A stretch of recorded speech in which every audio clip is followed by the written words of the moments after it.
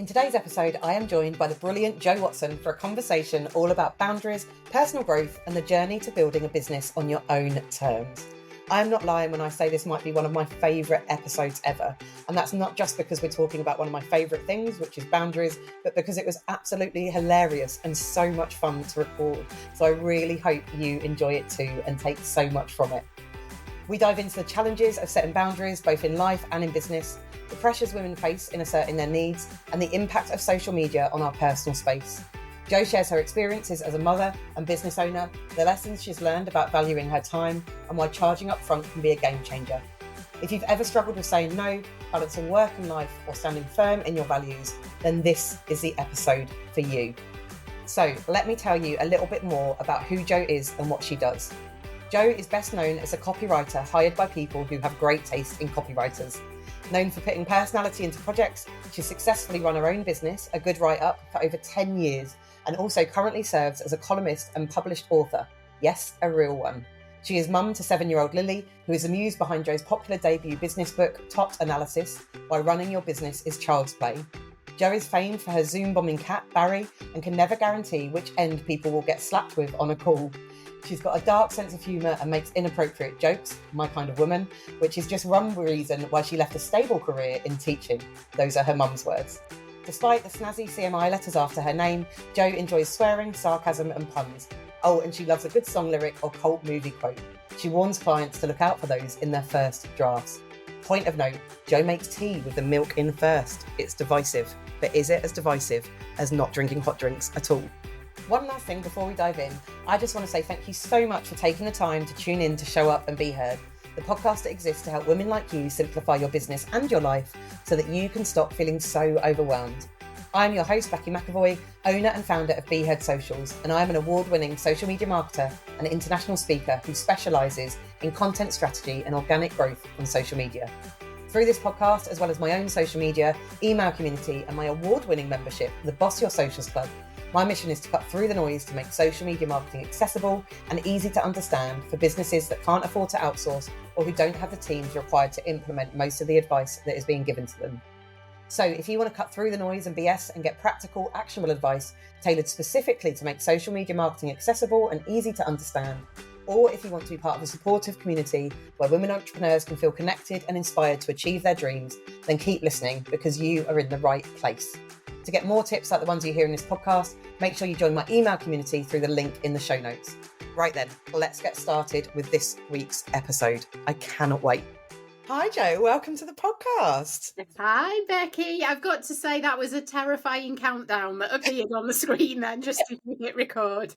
Isn't it? I was just saying before we started recording, I hate the countdown because I suddenly feel like I have to go really serious. Yeah, that was horrible. Yeah. And anyone that listens to this will know that is not anything to do with how this podcast is. But yeah, so we're out of that bit now. We've had the countdown. Yeah, it was just, it was only 5 seconds, but it felt like hours, you know. You just said, what do I do with my face? What?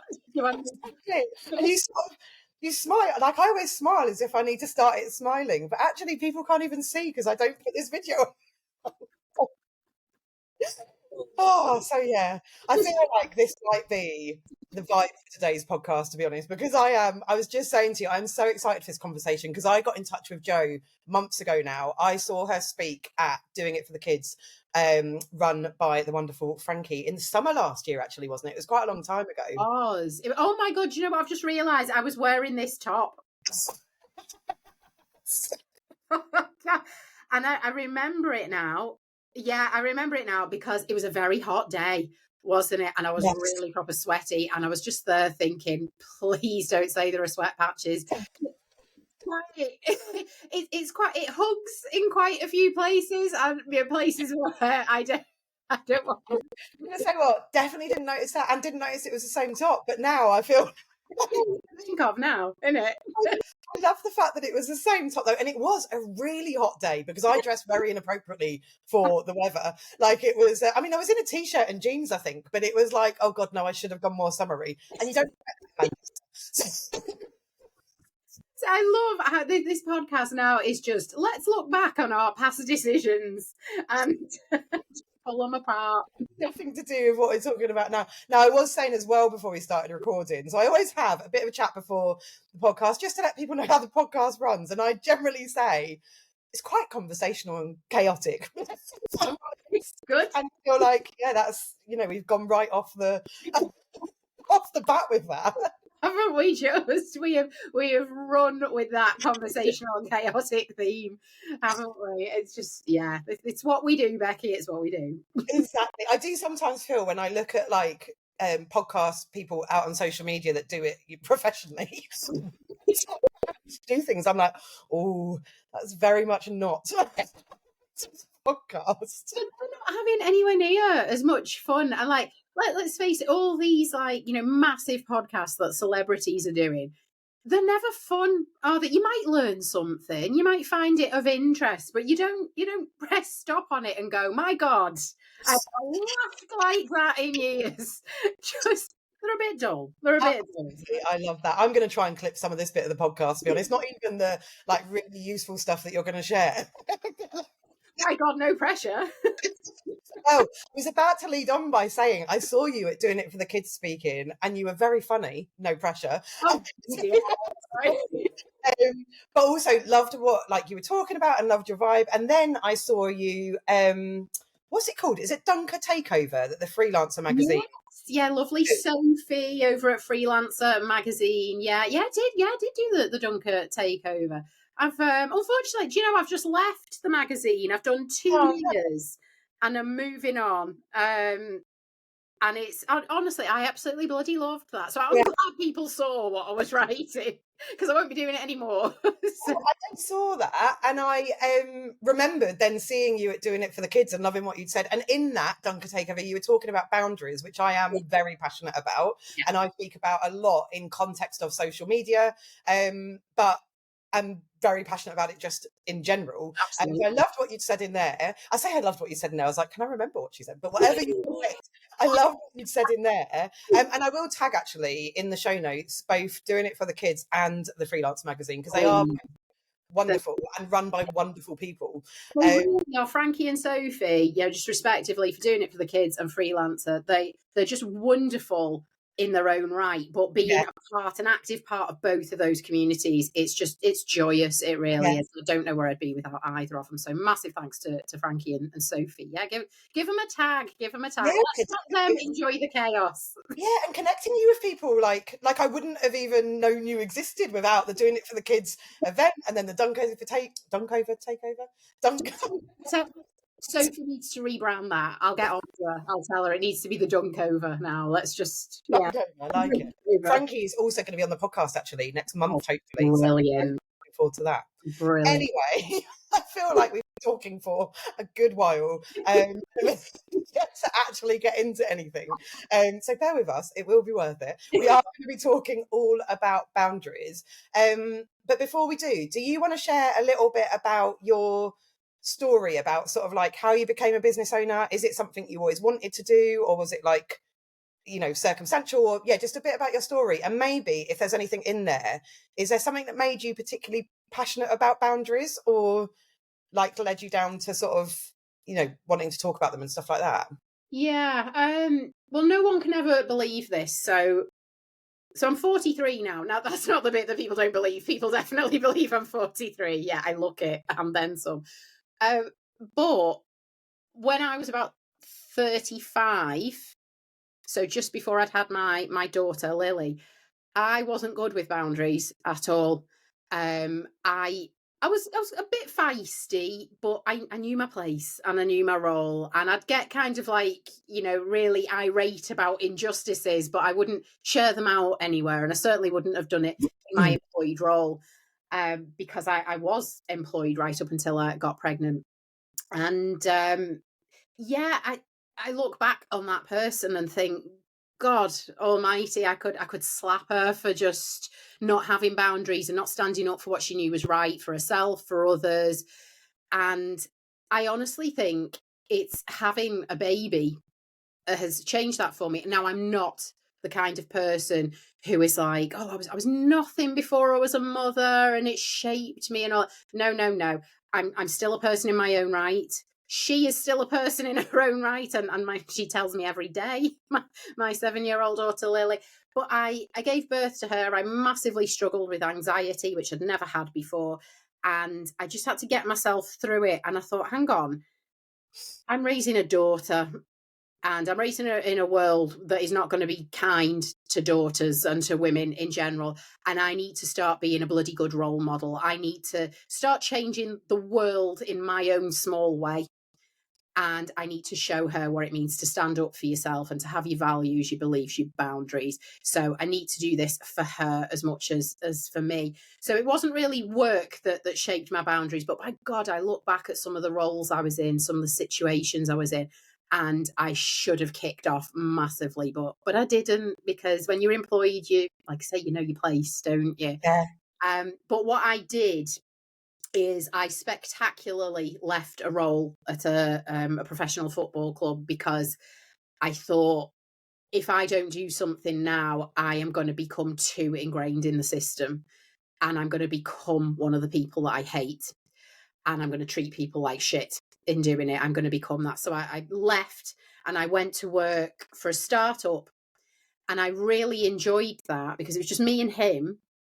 And I loved helping him build his business. I had no desire to do it myself, though. I just liked going in, getting paid for what I was doing, and then getting the pat on the back saying, yeah, well done. You know, we've just made more money. We've just done this. And I never thought for a second, what if I did this for myself? You know, what if I went and started my own business?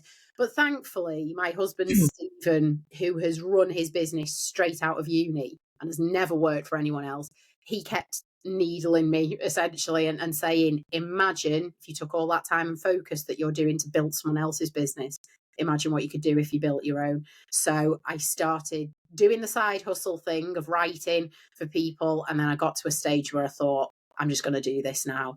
I'm going to get out there and write for people, because for so many years I'd just done so much writing for people for no money because I was good at it. And you know, you do think, oh, I'm good at this. If I can help, yeah, of course I'll help you get a new job, or get your money back on your dodgy fridge from Curry's, or win a holiday, or whatever. I was writing for every single purpose, and it was only when I got into my late 30s I thought, people might pay for this stuff. So yeah, so that's why I am where I am as a freelancer. But I am glad that I didn't just quit one day and go, yeah, I'm going to start from scratch. I'm glad I built it alongside something while I was still bringing some money in, because I think you have to do that. There's too much advice out in the world that's like, no, just quit your job and start your own business. That's awful, awful advice. No, build it slowly while you've still got an income into your household, and you've still got a roof over your head that you can comfortably pay for. Because yeah, it's just too much terrible advice of like, you know, quit your job and live your dreams, and that's not me. So Yeah, and I love, do you know what? There's so much of that I love, actually, because I relate to a lot of it as well, I think, in terms of, you know, like when you were talking about the fiery, feisty sort of injustice. And I don't think, especially as, I don't think we're taught in general, but especially as women, we're overly taught how to, like, well, not even necessarily taught, but, and I don't know, I like how to channel that. And we're not taught about things like, but in fact, what we're taught is to be people pleasers and selfless. And like you said, if we can help, we must help, and all of that kind of stuff. But also, and I mean, when you said at the end about terrible advice, I did just quit my job. God, Becky, bloody hell. But in fairness, at the point I quit my job, I was never planning to start a business. So I actually quit from the point of basically having a breakdown, having a lot of time off sick. And it came from lack of boundaries and pushing myself too far. And lots of that came from having children and becoming a working mum. And I was in, you know, quite a high pressured position. And that I thought my eyes were open to how difficult it was for women to have babies and whatever. But when you're actually doing it, it was just so much harder than I thought, and I was trying to be everything to everyone. Yeah, and the biggest lesson I've learned in all of that is like I loved what you were saying about actually, and because I'm with you as well. I remember when I got pregnant, somebody saying to me, so I'm a big football fan, and someone going to, oh, when the baby's born, you just won't care about football. I was like, why? Like, I've spent my whole life loving football. Why would I suddenly stop? Exactly, yeah. And I quite often joke now about like either they were liars or I'm a far worse parent than they are, because I can't wait to get back to football and be able to go regularly again and whatever.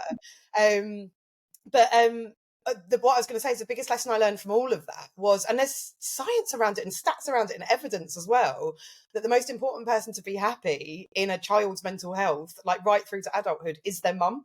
And so if you haven't got boundaries and you're a martyr to motherhood, or you completely forget who you were before they existed, then like the healthiest thing you can do for them is still love that person that you were before, even though that's changed slightly, and have boundaries. Of So I course. just love Yeah, because we're role models, aren't we? And it doesn't matter, if it's a daughter or a son, that doesn't really matter. But when you're that role model, and they want to see you happy, but happy as in generally healthy and loving life and getting a lot out of it, as opposed to, no, I'm just going to slap on a smile whilst I, wonder where the hell my life has gone. And you know what? People do lose themselves. It does happen. But where I take issue is when, and I did have a friend like this, and I had to cut her out. I'm sorry, because I found it quite toxic. She was like, oh no, before I had kids, I didn't know what to live meant. And it's all about, this is my purpose in life. This is what I need it to do. And anyone who doesn't have kids is never going to understand that. And that really pissed me off. Yeah. It really did. I found it very disrespectful. Yeah. To everyone who wasn't there, really. Well, and also quite sad though. Like, I think I was 30 when I just turned 30 when I had my eldest. And if I hadn't lived for 30 years, like, how sad is that? Exactly. It's just like, what were you doing? And it makes you think, well, what would have happened if you'd have been given the news? You can't have children. And more people are getting that news now. We're like, more and more people are having to go through IVF, adoption, things like that, because it's just not physically possible to conceive as easily. It's clearly environmental. There's something going on, or the stresses that we're under and our bodies just can't cope. But can you imagine if that person would have been given the news, you are never going to have a baby? Yeah. How would they have just gone, oh, I'll just bloody turn the gun on myself now then, because this has been nothing to this point. It's really frightening, but I do find it massively disrespectful, like the way she said it all. And I thought, you know what, I can't be around you. And I think part of it was, at the time, I wasn't pregnant, we were fostering, and she kind of looked down on that, well, why wouldn't you just have your own kid? And I was like, this is not what this is about. We are fostering because we believe we can give something to the community and to a child's life who really needs us. This isn't about instead of or in addition to. It's just something that we want to do. And she really looked down on that. So yeah, because I wasn't a mother. And I thought, I mean, there's so much in that, isn't there? Because there's also the women, like, they don't want children, and rightly don't want children. But it kind of comes down, I mean, this, we could sort of spiral off into I will get on my soapbox because I'm happy to rant all day about this kind of stuff. Get on it, Bex, go on. But I think it all links into the boundaries, because we're just taught as women that we have to show up a certain way and be a certain thing and want certain things. Otherwise, and I think boundaries is a big part of that, because we're taught like, no, because boundaries makes you selfish or it makes you whatever. But actually, I liked what you were saying, but like, because that's kind of the hard thing, isn't it, with boundaries, I think, is when, I have been quite good with boundaries over the last few years, probably since I left my job, actually. And it was a survival thing to start with, but have really been on quite a painful I don't know whether it's self-discovery or self-awareness, whatever it is, but journey with really knowing myself and understanding myself and knowing what triggers me, knowing all of that kind of stuff, and where I can let things go, but where actually a boundary needs to be put in, and what's deal breakers. So, for example, I had life coaching around this, and it was during COVID, and I was really struggling with lots of the narrative that was out there and people's opinions on lockdowns and vaccines and all of that kind of stuff. And actually, one of the sessions I did with my life coach at the time was like, what are deal breakers? So the example ended up being was that it wasn't a deal breaker for me. If people don't want to get vaccinated, don't get vaccinated. Like, that's absolutely fine. That's your free will. That's your choice. Your choice. But don't go out. What is a deal breaker for me is if you're going out spreading false information about exactly. And then it's, I've got lots of friends who weren't vaccinated, and Yeah. they can do whatever they want to do, and I can make a decision based on that. Yeah. But I definitely lost people or cut down, people on social media if they were going out going, oh, this, that, and the other about it. And I don't think that's what we're not taught, is it? It's like boundaries is this sort of almost buzzword now, but it's like, actually, you have to work quite hard to understand, or initially you have to work quite hard to understand yourself, to know what your boundaries Of course. sort of need to be. And yeah, sorry, I've gone off on about 10 different tangents there, No, but not at all. Not at all. But wasn't COVID brilliant for that, in allowing you to just get rid of people quite easily? that's actually what I was going to, sorry, that's what I was going to say when I started. What you'd said was really interesting, is since I've gone sort of through that journey and got stronger on boundaries, and actually still need to go probably harder on it. And I did very much last year, but your circle gets smaller because you get less like unapologetic. Well, you get more unapologetic about it, don't you? And sort of what you want and what you don't want. And it's hard because I think it makes you question yourself quite a lot. It does, but it's again, I know it sounds awful to say like I loved COVID for this reason, but it made it easier. It meant that you could kind of take that responsibility off yourself for, what are my boundaries? What am I going to tolerate? Because you could just let people drift and then go, oh, well, it's done now anyway. I didn't need to have the boundary. Social distancing meant I couldn't see you for 3 years anyway. So it's too much water's gone under that bridge. Let's just call it quits, shall we? I found that quite joyous. I really did. I like having a smaller circle. And like you say, with things like, we've all got different opinions. You're never going to find someone who shares exactly every opinion you do and every belief you do. But it's just about how you share them. And we've got people in our family who didn't vaccinate. And I was like, that's fine, providing you're not going out telling me I'm wrong when I've not told you you're wrong. And you're not going out and you're trying to sway people or spread misinformation, as you say, because that's not going to stand with me. And that's the kind of thing I would shout back at quite loudly.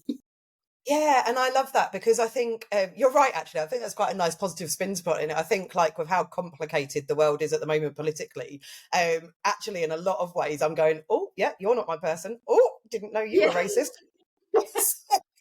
And it's quite a nice way of sort of going, and, for example, I'm obviously not joking about that, but with racism, for example, absolute deal breaker. If I see people saying certain, I'm not having a conversation about it. I'm just... Exactly. not here for that what they're saying, but whereas it might be something, I can't think of another example off the top of my head, where I'm like, oh, you're an idiot because you think that and I think this, but no, we never have to talk about it and it's not a deal breaker. So it's never going to come up. It's not something that changes people's human rights or something like that, or shows a terrible value that you might have. Yeah, because I always think that especially with social media, where people say we can disagree, but we can still respect each other, and I'm like, no, because like one of the things I'm struggling with at the moment is I can't feel sorry for people. Oh God, I just hope none of your listeners hate me for this now. I can't feel sorry for people who have to pay VAT on private school fees. Personally, I can't feel sorry for them, because I just think, well, if you've got enough money to send your kids to private school in the first place, you're clearly okay. You're better off than a lot of people. You don't know what hardship is, and there is always a choice.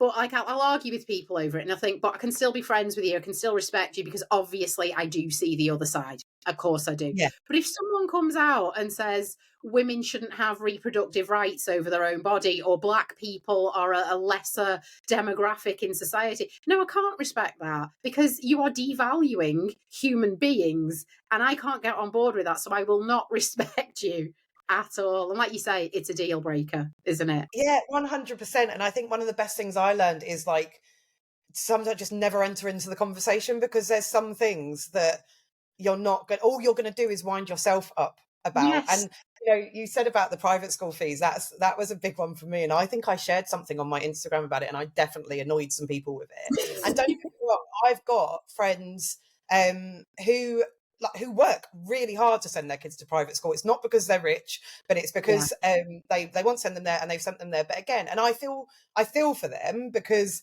that's going to impact their life. But also I'm like, but you're not being sent into poverty. You're just if state school's that bad, then surely that should tell you something. If the alternative is that horrendous. So I'm with you on that. But like you said, that's a difference of political opinion or a difference of opinion. Whereas I saw somebody say about some of the other stuff, like that's not a difference of opinion, that's a difference of morals and values. And there I'm drawing the line on it.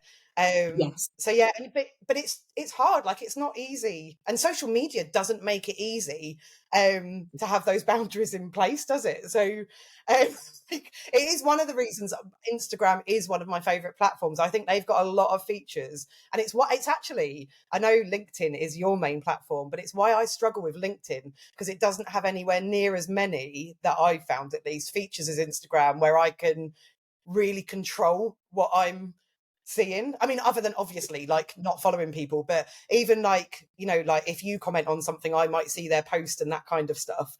Yeah, I just think in social, like in the world that we live in today with social media, it makes it really hard to have boundaries. So I think it's important that we have more conversations like this to say, actually, no, like go for it. It's apologetic about it. Completely. But I mean, something I take issue with as well is when people say, oh, you know, don't get involved, just move on. And with a lot of things, yeah, that's true. Because like you said, you're just going to wind yourself up, you know, getting into an argument over something that, especially if it wasn't your argument to have in the first place, you've just, you know, piggybacked on it.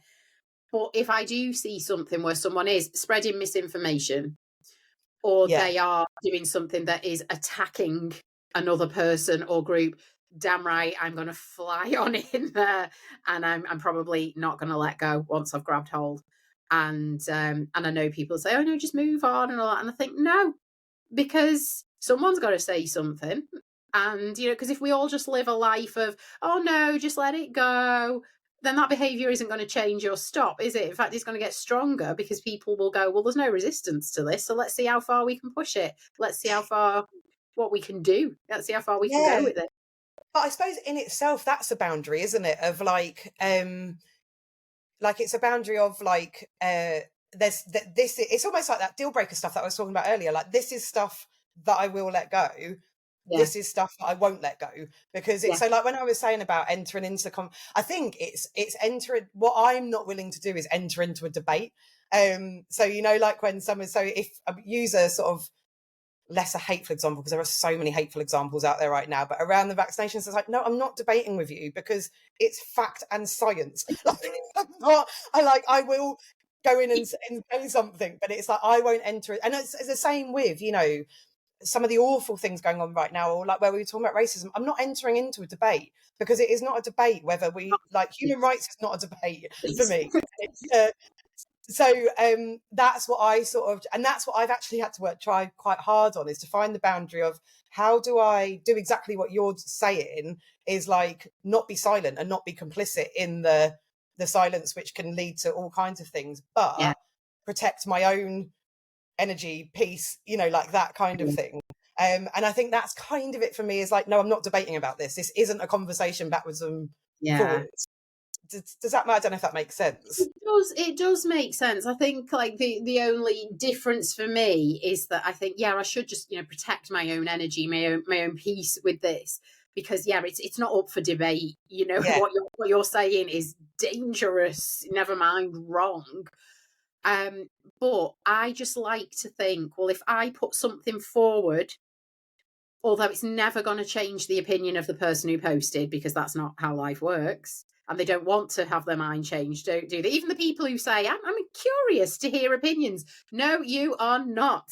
You are absolutely not. You want people to back up yours, and you will sodding well fly at anyone who doesn't agree with you. I can see it coming a mile away.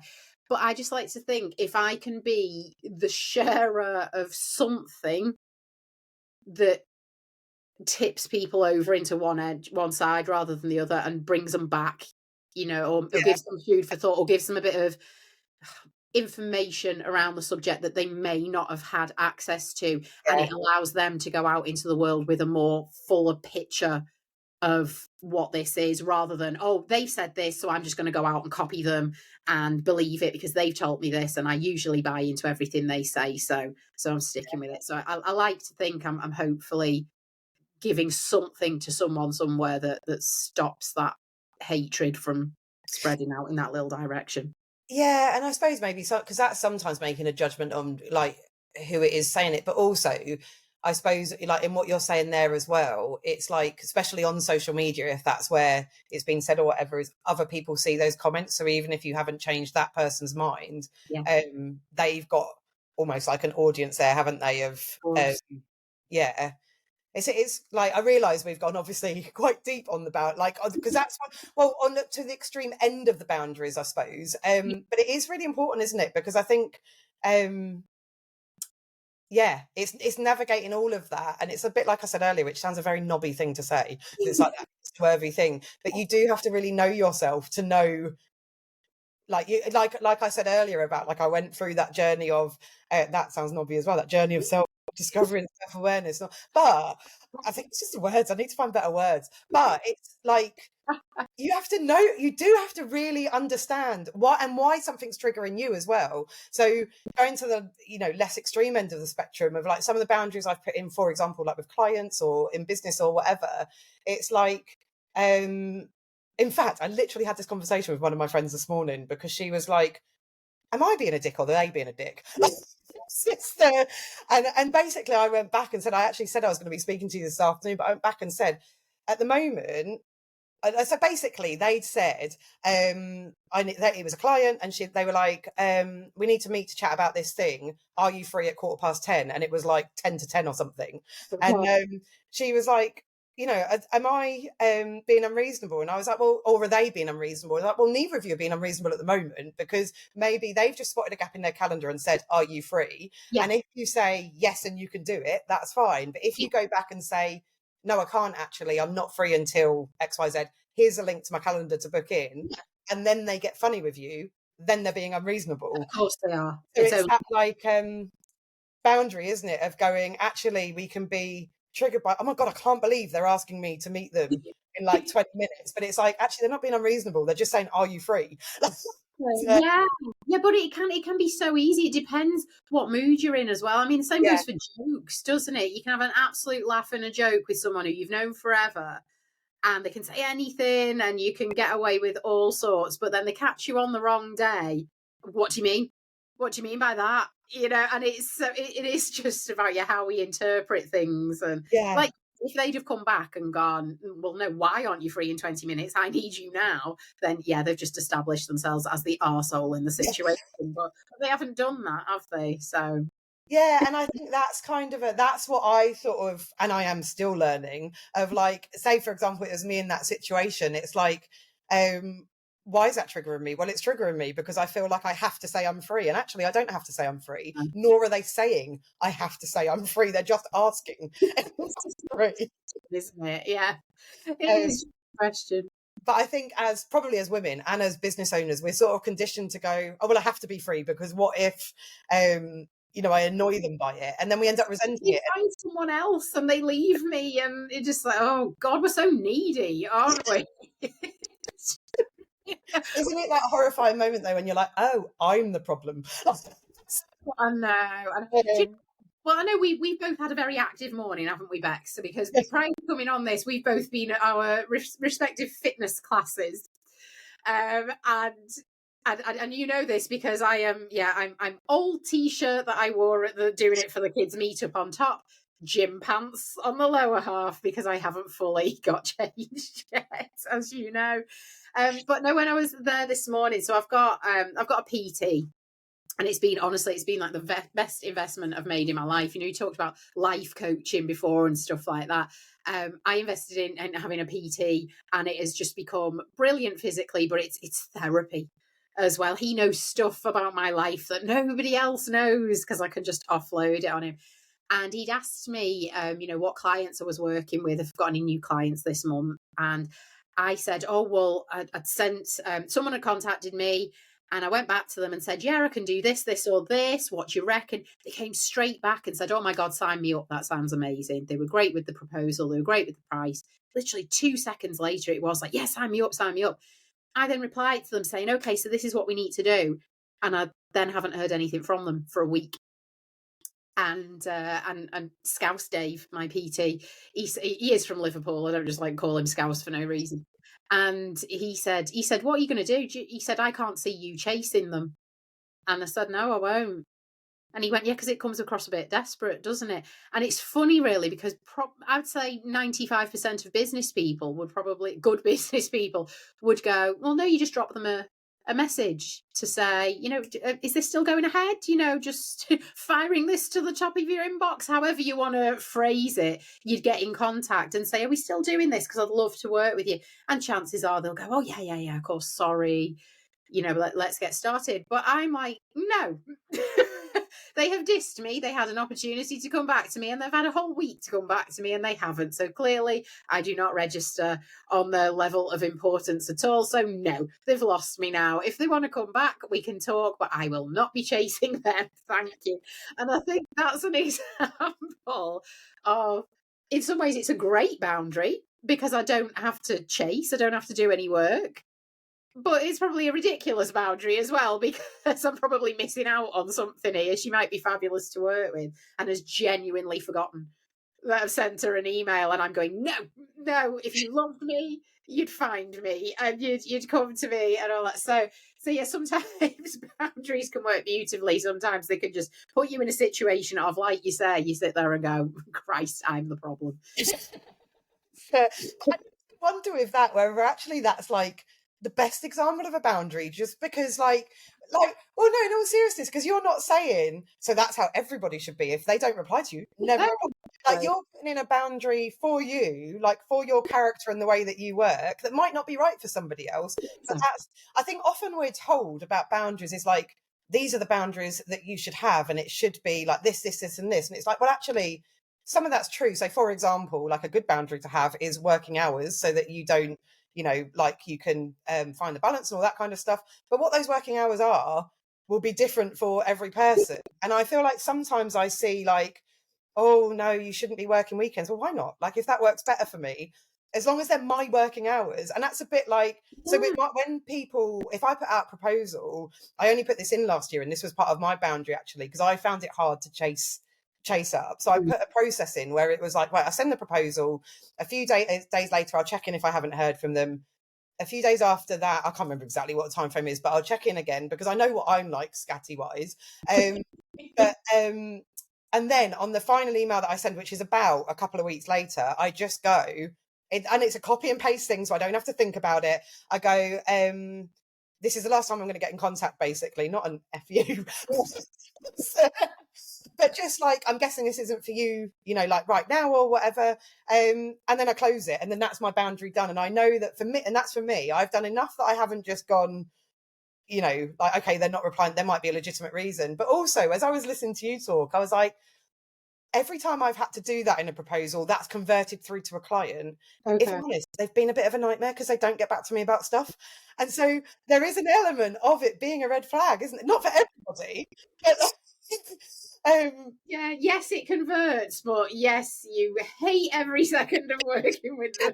Not all the time. Obviously, that doesn't, like, there's genuine reasons people don't reply to stuff. But actually, I like that example of a boundary, because it's not like you're saying, and that's what everybody should do in business, or you even say, this is what good business owners do. Actually, it's not what good business owners do. It's just what those business owners do that's right for them. Yeah, Becky, that is absolutely spot on. It really is.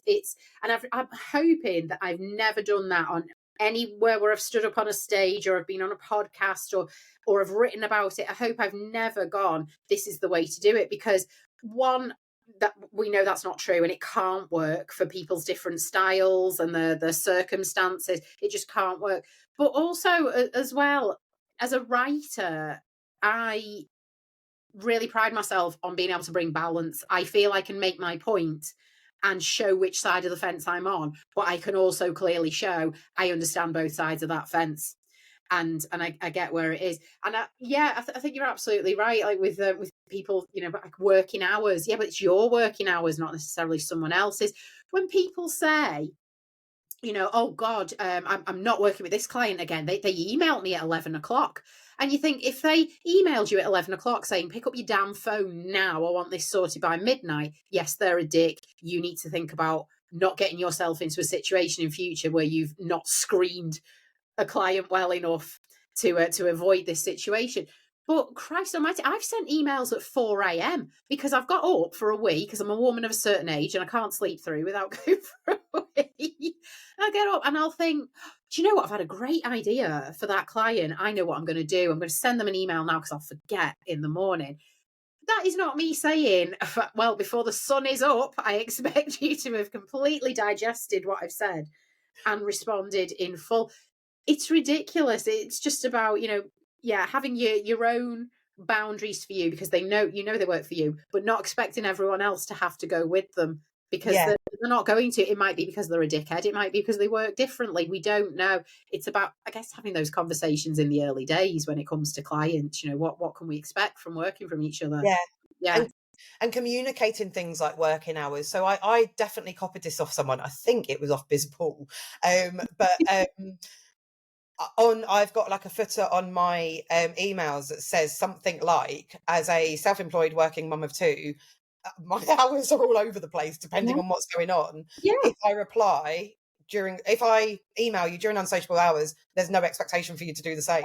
So I just have it as a footer. And I've recently set up an out of office which says, these are the times that I answer my emails. So, and it's not very often throughout the week. So not necessarily, I mean, it is in the grand scheme of things, but I'm not going to be waiting your email and I will reply like that day. It's like I will reply in these times. So it's where I said to you earlier, before we start recording, I'm trying to move to either a 3-day week or a 7-day fortnight. Yes. And so I've said my office days are Tuesday, Thursday, Friday, and I check my emails between 9:30 and 10:30, I think it is, and 2 and 3 before the school run. So if you email me, for example, on a Friday out of those hours, I don't work Monday, so you're not going to hear from me. And I'm not going to say I'm going to get back to you in one working day, because I'm not. Well, no, it would be a working day, I suppose, but I might be working that Monday because I've decided, I've got excited about something that I want to do a few hours work on, but I'm not answering my emails. Just because I'm working doesn't mean I'm answering my emails. Of course, it's not what you've planned in for your day. That's not where you're allocating your time and focus. But I love that discipline, because I don't have any of that, Becky. I really don't. And I do wonder if it ever sets me up for a fall, because I'm the kind of person, I need to respond to an email as soon as I bloody have it. And if it comes through at midnight, if I'm awake and I've seen it, I'll likely respond to it, because I need it off my plate. I have this mindset of, no, back to you. Off my list, back to you. And I do wonder, does that then set the precedent where people think, oh, I can email her at midnight and I'll get a response straight. Get the reply. Well, I had to be fair, and I had to go really strict on it. And I would probably say I'm similar to that. I have to reply when I see things, which is why I have to take emails off my phone. So actually, and I've set up focuses on my phone so that emails don't come through. I've actually got a focus. So I've got you can have the iPhone focuses. I don't know if you've got an iPhone. So there's basically, and I have to do it with Instagram as well, because if I see a DM come through, I have to reply to it. Or I just can't, it's not even I have to reply to it, I cannot have the unread notification on my phone. It gives me anxiety. And my husband is the absolute opposite. He has like 7,000 unread emails. Oh, Jesus Christ, no. So basically I've set up this focus on my iPhone where it's on my working day. It's called Boundaries, and it's on my working days, where basically outside of those hours that I've set, I don't get notifications. So the only way that I know I've got an email or a DM or whatever is if I've actively chosen to open the app. And then I don't mind, because my boundary isn't, I will never reply. And 9:30 to 11. My boundary is, if I reply, it's my choice, not because I've seen it and it's triggered something in me that I have to reply and then I get resentful. It's my choice because I've opened the app. What I really like about it is that at the end of the day, my iPhone pops up saying boundaries on. But I was like, oh my God, this is brilliant. But at the beginning of the day, it goes, your boundaries are off. And I was like, oh no, that's it's not the messaging that. Oh God, that's incredibly judgmental, isn't it? You know, God, is your iPhone my mother? Bloody hell. Off, sod off. Yes. I'll put them on when I'm ready. Yeah. But that's very much it for me, is I want to be in control of it and I want it to be my choice. So Yeah. I will reply outside of those hours, but it's if I'm choosing to, or if I'm choosing to work. You're so much healthier with this than I am. I'm like, no, you see, I would manually override the shit out of all of that. I know I would. Yeah, I can't see any notifications because I've disabled them. So I know I would manually go into the website or into the app and look, and then I will see something and I will reply straight away because it is a sickness. Well, I'll tell you what I'm not good at, if it makes you feel any better, is doing that on I've also set up my iPhone to shut down my apps at like 9:45 every night, so that Wow. well, you say wow. Every night I go, oh, just give me 15 more minutes. Like, I haven't quite finished watching this reel on TikTok, this reel on Instagram, or this TikTok. You're living a lie, Becky. It's just Answer your email, but will I watch extra TikToks? well, my choice. It's my choice. Yeah, and then I claim it as like, I'm empowered. This is all my own. Yeah, you are living a lie, lady. I think that's it with boundaries, isn't it? It's like no one's got it right, but if you can just do some of that stuff. Oh, but I think it's a lot of things comes down to accepting where you are at fault for something. So I'm generally not good at that. In general day-to-day arguments, I'm not good at taking the blame and accepting fault. I'm not. But when it comes to my business, absolutely, I will analyze it and go, where have I gone wrong here? So if I end up with a dickhead client, I look at it and think, were there red flags that I either need to get cleverer at spotting, or did I see them waving about quite freely and I still chose to ignore them anyway because, you know, something just got in the way of it and I went against the gut feeling. It's how, like, you know, I believe that how I've got strong in business, I'm not going to say successful because it's subjective, but how I've got strong in business is because of the result of mistakes. So the time when, you know, that a guy bloody shafted me for about 5 grand's worth of work because he disappeared into the ether. Yes, I cried about it because I was financially a lot of money down, and that was well, it's a lot of money now, but it's a hell of a lot of money when you're just starting out. You know, to have this 5K project over a period of God knows how long, because you invest the time, you invest the thought, you want to impress, and then they just disappear and you never get a penny of it. And you are affected financially, emotionally, everything. And you've got to sit there and think, right, I can't change this now, but what can I do to make sure it doesn't happen again? And sadly, it took me another 3 goes, another 3 times of something similar happening, lesser scale, where I thought, I have to charge up front. And I will be charging up front so that whatever problems I have, being paid ain't one of them. And I love that. I love the fact that I will happily look at my business when something goes wrong or it doesn't go to plan, and I think, where was I at fault with this? How can I change it? And there's something satisfying about putting in another boundary where you think, right, I'm going to change this for the better now. And you'd like to think it shapes business for freelancers in general, because you'd like to think other people will maybe look at that and listen to it and think, yeah, I'll give that a go. Because whenever I see people on social media saying, oh, I'm owed £10,000 from all 19 of my clients who haven't paid me. And I'm like, what, you really don't see yourself as the common denominator here? You really don't see it? All 19 of your clients haven't paid you? Come on. I love that, because I think that's so powerful. And like, as you were talking, then I was thinking, like, and it's not even that because I've never set my boundaries as in I've got a list of what I will and won't do. Exactly, yeah. When I think like of almost every boundary I've put in place or they've all come from me making mistakes, like you were saying, or so, you know, I can sit here all very virtuous now going, oh, and I turn off my that's come from running myself into the ground so badly that I had a breakdown and had to have like 6 months off work. And, you know, like, and I coming sort of out the other side of that, I was like, I am never making myself feel like that again, ever. Like it's and so, you know, I do sit here and laugh about it because that's generally my survival tactic for life. Same here. Let's laugh through the tears together. What do you mean that time I broke down? That's How we laughed. But it is, but it's come from a place of like, no, I'm not willing to feel like that. And actually I think that, like, and I hope no one gets to the point where they're there to need to put the boundaries in place. But actually, like, that came from all the signs were there a good couple of years, for a good couple of years probably, that I should have left that job sooner, that I should have done things differently sooner. And I didn't. I pushed myself to the point of like that I couldn't cope with it anymore. And now I'm like, now I do things a bit too soon. I'm like, oh no, client, you're sacked. Yeah, you're gone, you gentleman. That's where it's come from. It's like, do you know what? No, I'm not willing to feel like that. And I'm definitely not willing to feel like that when I run my own business, because that's hard enough as it is, let alone if I'm not running it in a way that I like. Exactly. You just think, you might as well just go and work for someone else. And Feel horrible about it. Horrible about it. But at least you get paid at the end of the day. But you know, like, with freelancing and running your own business, self-employment, you often feel horrible about yourself, and then you might not even get paid. I also really loved what you said though about paying up front, because I had that conversation. It was in one of the communities that I was in the other day where someone was asking about it.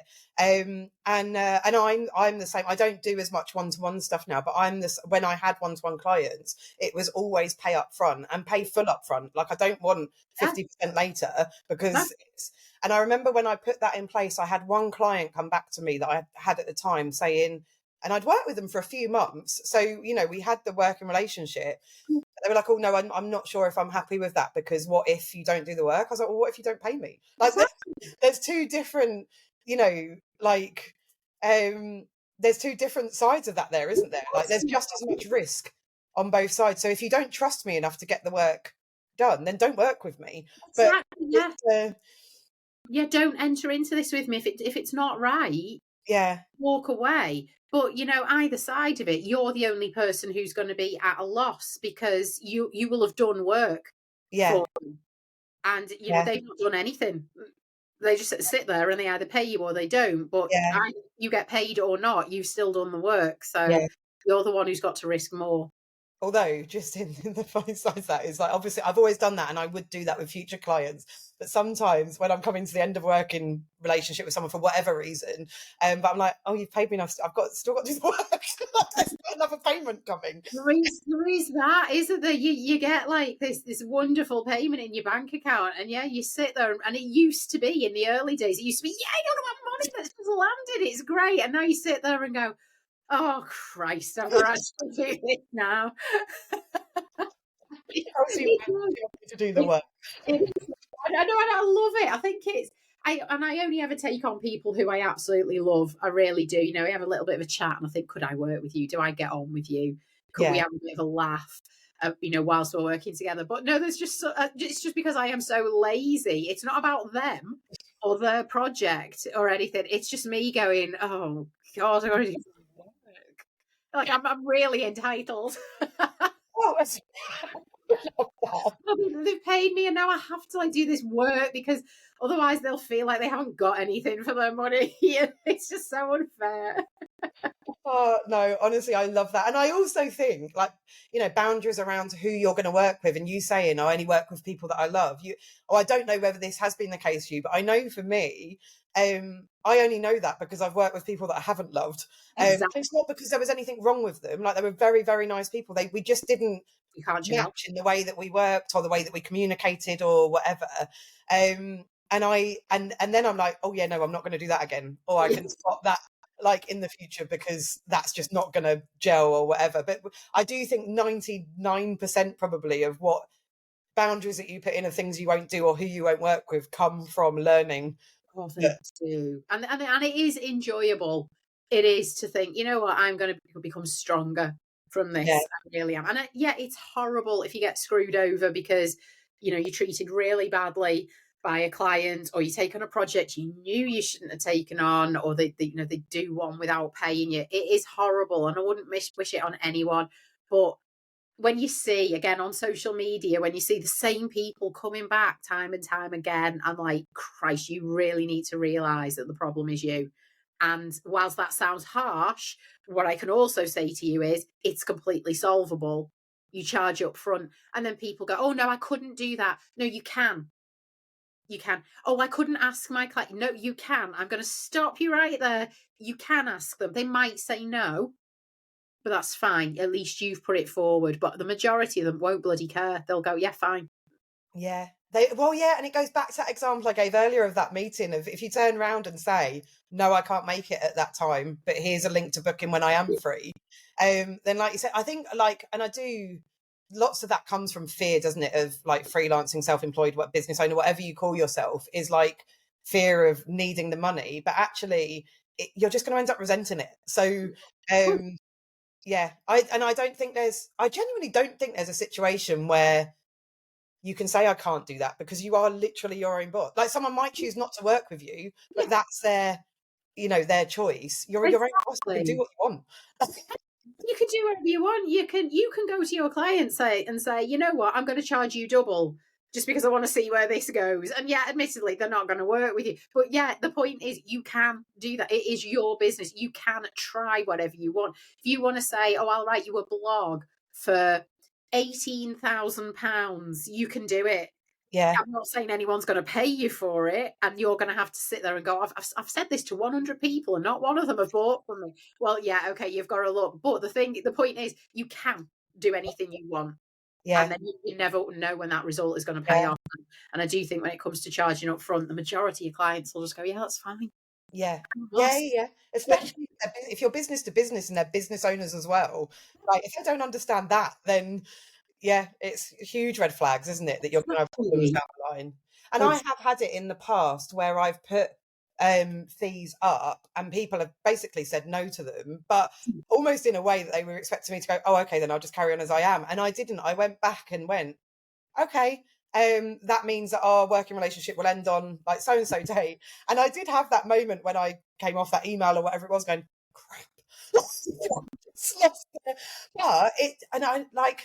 it genuinely did open the door to me to charge the right person the right amount. Yeah, of course. So you do have to sort of, obviously you have to weigh up your financial risk if you're going to up your prices or do whatever. Yes.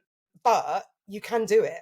It's about what's right for you, and it's like I said earlier about something. It's not about you being right or them being right for saying no. It's about what works for each of you, isn't it?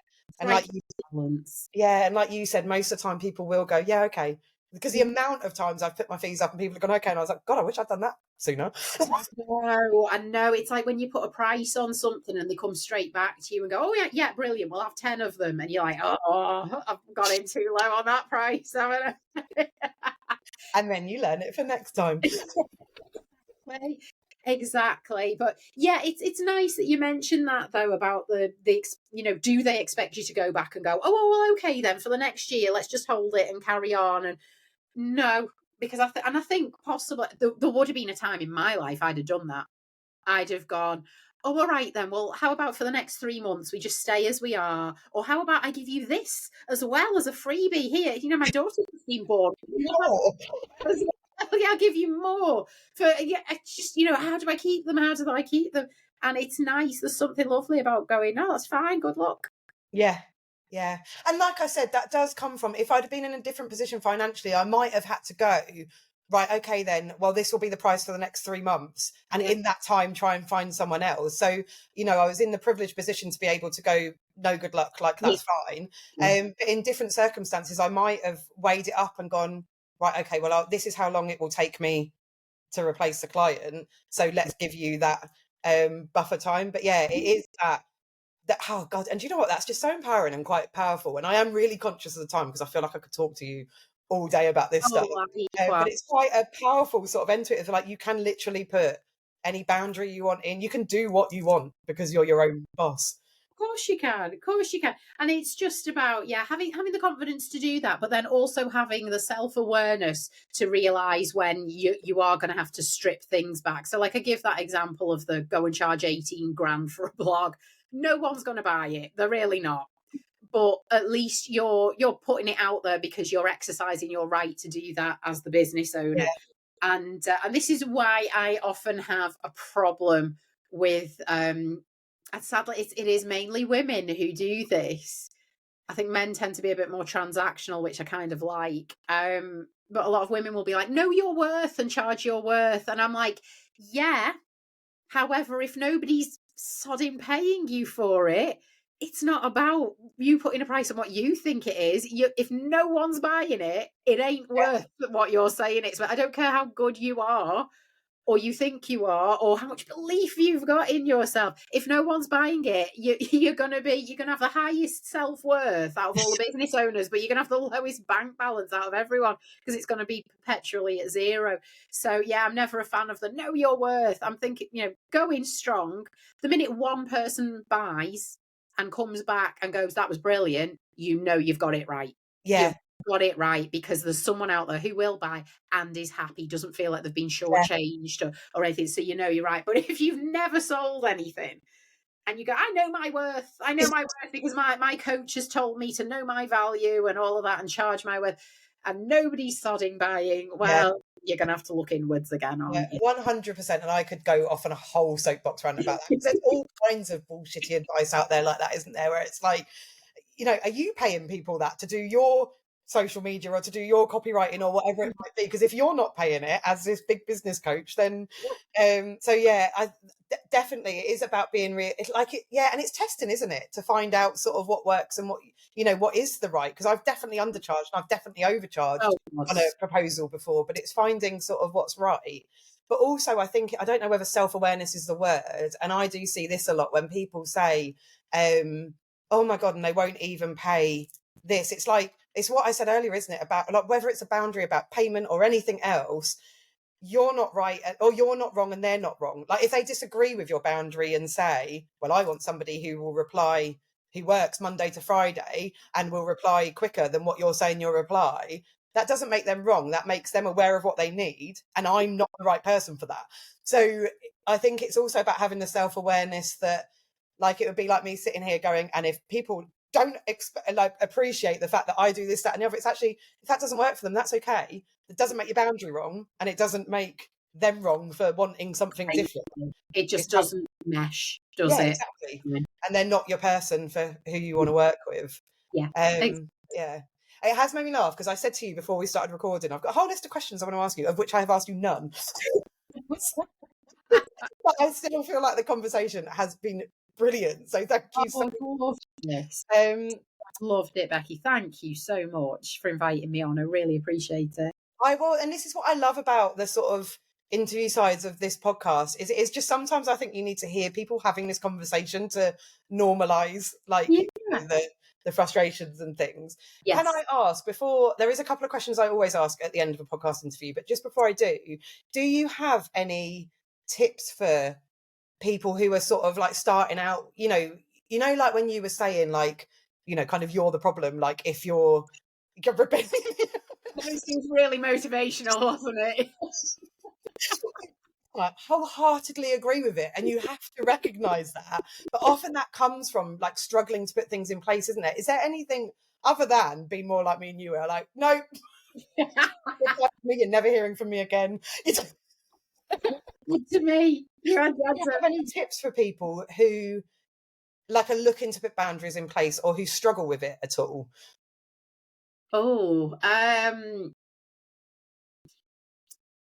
I would flip the situation and look at the problem you've got where you feel a boundary has been pushed or you've been taken advantage of or you've come out poorly in a situation. And then imagine someone you love is coming to you with that problem, saying it's happened to them. What would you tell them to do? And I think that can often be a nice way of looking at it, because we can always solve other people's problems, but we can't solve our own. It's like people do it in relationships, don't they? Say, should I leave my husband? Okay, well, I know it's not quite the same as running a business, but um, you just think, well, if your friend came to you and said, "Oh, he does this, he does that, he does the other, he's got away with this, he never does this," what would you tell your friend to do? You'd probably go, "Yeah, leave the bastard," wouldn't you? So, Yeah. can you Yeah. apply yours? So, imagine it was one of your loved ones. What would you advise them to do? I absolutely love that, because that's so true, and that's so powerful. And it's also made me laugh because my husband is currently in the office with me, very silent, quite a way through. But as you started to say that bit, I heard him inhale in. This is the power I have on men. It really... Wait a minute, I'd zoned out. Why are they talking about leaving their husbands? I can only apologise to your wonderful listeners and to your gorgeous husband. I can only apologise that I took it down a very dark road. No, but I think you're absolutely bang on with that, because, like we said, boundaries generally, like for both of us, have seemingly come from a place of getting stuff wrong and making mistakes. And I say that with social media, when people talk about social media and hating it and whatever, like one of the activities that I do with a lot of my members or with people that I work with is like, right, okay, tell me what you hate about it, and then we'll put some boundaries in place. We'll look for the features that can help you, like, not see that bit or not do that bit or whatever. And I think that's like quite a nice way to go, right, write a list of all the things that are frustrating you about running a business, and then put a boundary in place for each one of them. Exactly. And to know what that is, ask yourself what you would tell someone else. I love that. Yeah. Oh, God. Every now and then I pull something out of the bag. I really do. I quite surprise myself. If you made it this far into the podcast, I'd love to know if you got through all of the... I don't even know. We went off on about 1 billion different tangents. But yeah, I like that. It's ended on something. I just got a horrible vision of you getting a review on your podcast. And someone saying, "Yeah, I actually love the podcast. I've left my husband."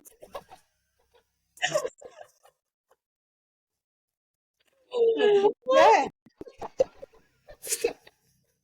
Love that. I really apologise. There's a reason, Becky, I never get invited for a second time back onto people's podcasts. Should I have checked with Frankie beforehand whether she'd have invited you back? Oh, God. This is the thing. I was so happy that went so well, speaking at the Doing It for the Kids gig, because I had done, and I said it in my speech, didn't I? I'd done that same talk at 2 other events that year, and it absolutely bombed. It really did. It really did. So it was nice that, Frankie was happy. Everyone was smiling. People were, people were just... I enjoyed it so much, I asked you to be on the podcast. So. Thank you so much. Okay. If this all goes wrong now, you've got to look inward, Becky. Was it really your fault? I am the problem. I need a boundary. Amazing. Can I just ask before we finish up? So the 2 questions I always ask at the end is, so the first one is, I don't know if I'm a bit nervous asking this actually. If you go back to the early days of your business, what advice would you give to yourself? Just what we said earlier on in the conversation, Becky, where I think it's a better idea to build a business, or at least test the waters whilst you're doing something else, so that you're not putting the pressure on yourself to go, "Hey, I'm a businesswoman now and I'm doing this." I appreciate, yourself included with this, sometimes you're just in that position where you're like, right, I had to get out of there. Or a lot of people get made redundant. If there's something that's they could not either, logistically or realistically have stayed in employment, so they go out and they start. I get that. My point is, if you are in a position where you can build something slowly whilst you are employed, I do it. It just takes a bit of a pressure off you. It really does. I would also advise as well, looking into your other life goals and situations, because I quit my job. I was in a great place with it, but I thought, no, I'm ready now to go off and run my own business. I've built it slowly. I'm ready to leave and do this. And then 3 weeks later, I found out I was pregnant. And that was bad planning. That really was. No planning at all, as it turned out. So, yeah. But you know what? I was in that situation where I just thought, well, I've got to make both work now, haven't I? Well, and also I think it's like it did work for you, so it shows it can work. But Yes. also, and in the nature of which I am very much about, like the full transparency with me leaving my job, that did not happen without me going through pouring hours into with a fine tooth comb our finances, like Yes. making sure we were financially stable. And actually, fortunately or unfortunately, as you might look at it, the reason I was able to do it is because most of my salary was going on my two kids' nursery. So by taking them out of nursery, It's all but not all of it, we had to make cutbacks elsewhere as well. And for a good 6 months, like I said, I'd never planned to um, start my own business. That kind of happened by accident. But I was a stay-at-home mum for a little bit. And I was, like I said, fortunate or unfortunate, depending how you look at it, that I was spending about £1,200 on nursery fees. I had a car on finance at the time. Now I do not. That went, like, all our high expenses went. So whilst I didn't have, like, I didn't do it alongside another job, it took quite a lot of financial planning to make it yeah. happen. So I think that's that bang on advice, isn't it? Is like, actually, that advice out there going, just quit your job, isn't very helpful, because it's But it's everyone goes to it, don't they? And again, it's because it worked for them, and you're like, well, good, I'm glad it worked for you, that you swanned off into the sunset and went, oh, I just don't love my job anymore, so hey, I'll just go and design shoes or yeah, something like they do in American films. It's such a narrative, such a strong narrative. They just go, no, I wasn't happy, earning £1 million a year as a top flight lawyer, so I've just quit. I'm just going to walk along the beach, and now I'm going to make necklaces out of shells. And or share the full details. Like, did you have a partner who was working full time and on mega money? Did you have parents who were quite happy to, to like, subsidise you or yeah, bankroll you, or I want that, Becky. And I know it'd take the fun out of it.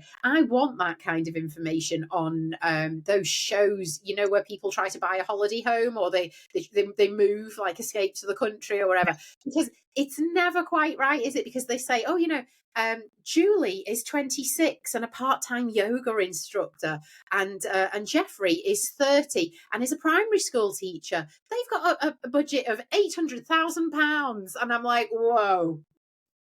I'm all about, and it's never going to happen, but I'm all about the transparency of it. That's why I had to say earlier, I am very good with my business emails. TikTok, not a chance.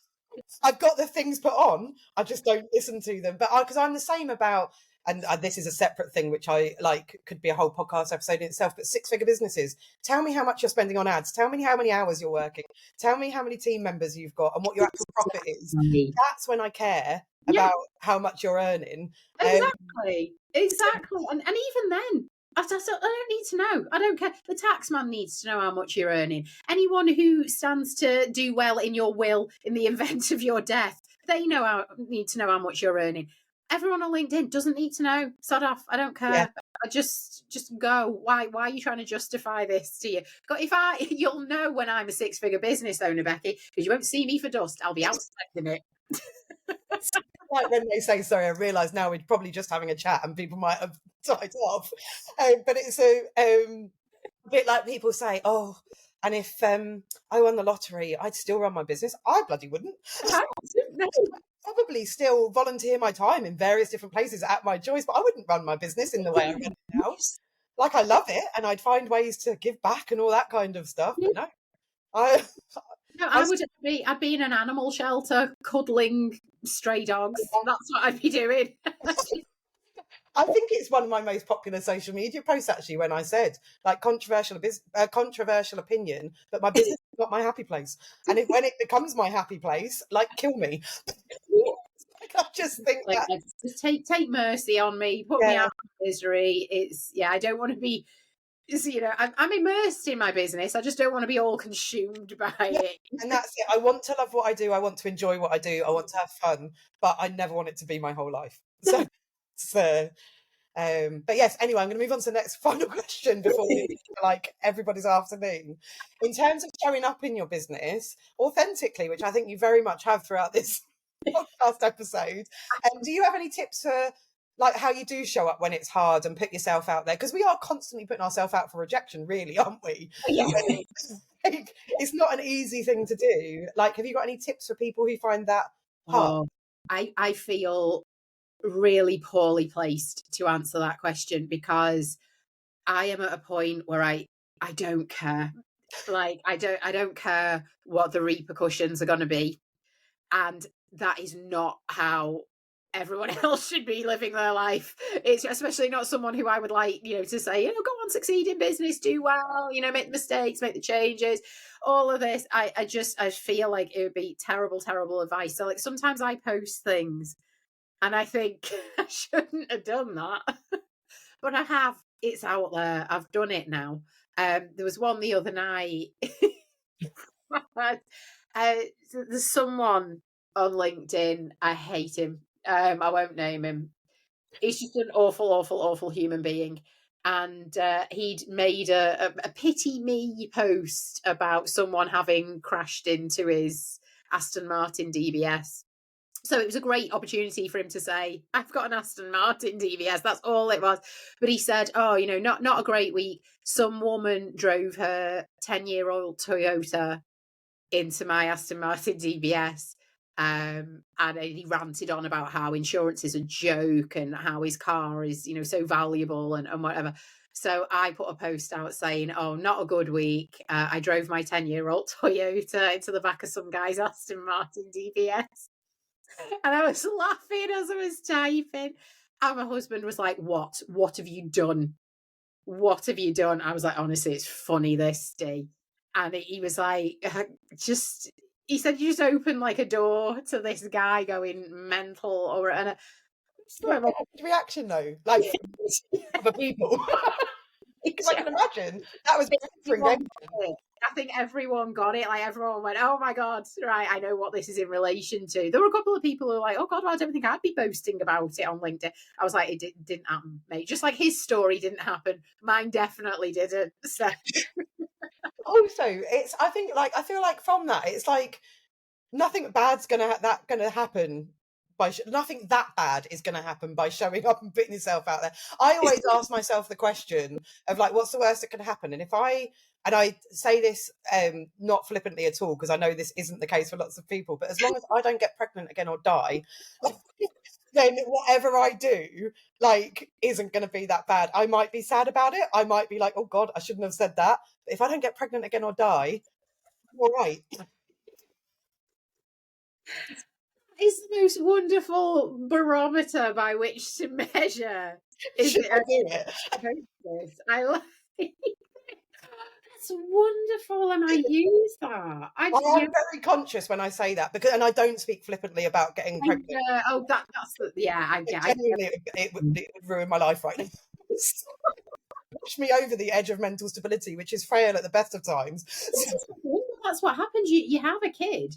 And we talk about like losing yourself. You lose your mind. Yeah. You not necessarily lose your identity, and you work hard to try and keep it, or you should if you are able to do so and you've got that support to do it. But you will lose your mind. Yeah. And having another one, oh God, Lily is a good kid. She really is. We've been lucky. I mean, I like to say it's down to fabulous parenting, but I think we've just been lucky. I know if we had another one, it'd be an arsehole, because that's how it works, isn't it? Yeah. That's how we get you to have more kids, because they go. I have to. I'm saying nothing about the second. No comment. But it is like, like 1, 2, 3, however many you have right now. I do not need a child, and that is like from the. That's how I measure. Like, are either those things going to happen? And then what's the worst that can happen? Like, well, if I go and do a speaking event, I might fall off the stage, and that would be horrifying. But like, again, hopefully wouldn't end up dead. Depends how high the stage is, I suppose. No, do you? You don't know. So yeah, it is nice to think what is the worst that could happen. And I do ask myself that question, but then I never stick around to hear the answer. And that's a worry. But like I say, it's terrible advice. I am never going to be the kind of person who says, oh, just post it, because ultimately I will get cancelled, or someone or just some kind of hit out on me, or I'll make a joke that is funny in my head, but it's not in anyone else's, and it doesn't land. And yeah, so I think I love that you said you never get through that thought, because I've kind of got this like image in my head of you going, what's the worst post? Yeah. So if anybody wants to come and find the wonderful things that you post might get you cancelled, where can people find you? So LinkedIn is the social media platform for me. I have a very much love-hate relationship with it, in that I hate being there. But I do get a lot of my clients from there, and I always end up just adoring them, and they're amazing, and they help me keep a roof over my head, which is quite beneficial in this whole running a business thing. So LinkedIn, it's Jo Watson. I do have pretentious letters after my name. Don't ask me what they are, because I don't know them unless they are written down in front of me. But I know I worked hard for them, so I'm keeping them. I love that. I love that. Thank you. Honestly, thank you so much. Like, I appreciate this has been a slightly longer episode as well. So if you're still listening, thank you. Please come across and tell us what you thought about it, because I do feel like we've gone off on many different tangents, from like racism and COVID to working hours. So it's been a roller coaster. It has been, but no, this has been so lovely, Becky, and I can't tell you how grateful I am to be invited on. And I hope I've not lost you any listeners, but we'll find out. Thank you so much for your time. Thanks, Becky. Thank you so much for tuning in to Show Up and Be Heard. I am truly grateful for your time and energy today. I know you've got a million things on your plate, and the fact that you are here investing your time into something that will help your business and your socials grow is something you should be really proud of, and something I am really proud of you for. Before you go, if you love this podcast and you're a woman running a small business who wants to make social media easier and business life less lonely, I've got something for you. The Boss Your Socials Club is here to bring you inspiration, accountability, confidence, and community. It's a place where we ban the word should, because we believe in bespoke advice that will work for you, your stage of life, and your business. As a member, you get a clear content plan every month, ready-to-use templates, and the accountability to actually show up. Plus, you'll have expert support and a community of incredible women who get it and want to cheer you on and support you in your business journey. Think of it like having a teeny tiny social media marketing expert in your pocket alongside a whole load of cheerleaders, giving you the knowledge, the assurance, and the confidence when it comes to posting great, engaging content on your social media platforms and showing up in a way that grows your business without the overwhelm. Whether you're just getting started or looking to take your social media to the next level, Boss Your Socials Club has everything you need. You can join for just £24 a month, or save with an annual membership and get 2 months free. And don't forget, we've got a pro tier for those who want even more guidance, with extra story prompts, closer accountability, masterclasses, challenges, and hot seats. There is something for everyone. You can find out more and sign up at www.beheardsocials.com/boss-your-socials. Thank you again for being here today, and I can't wait to catch you in the next episode. Until then, take care and keep showing up.